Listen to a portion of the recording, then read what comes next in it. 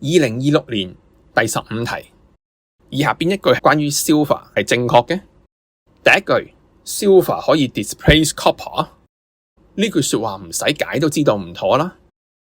講到 reactivity，copper 係高過 silver， 冇理由一個 less reactive metal 可以 displace 到一個 more reactive metal 噶噃。第二句將 silver oxide heat strongly 就會得到 silver， 仲記唔記得 extraction of silver 先？就係 heat the ore alone， 因此第二句正確。第三句 silver 同 con 嘅 HCl react 會變到 silver chloride and hydrogen。先唔講 silver chloride 係咪 water soluble， 講到 reactivity， 其實 hydrogen 係高過 silver 嘅，咁就同第一句個情況一樣啦。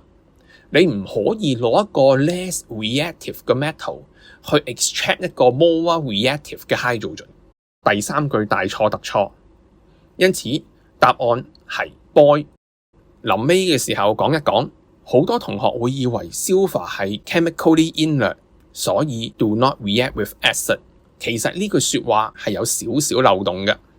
silver 唔係唔可以同 acid reaction，silver 一樣可以 react with con nitrate acid， 但係唔可以 to form hydrogen 啫。大家要分清楚啦。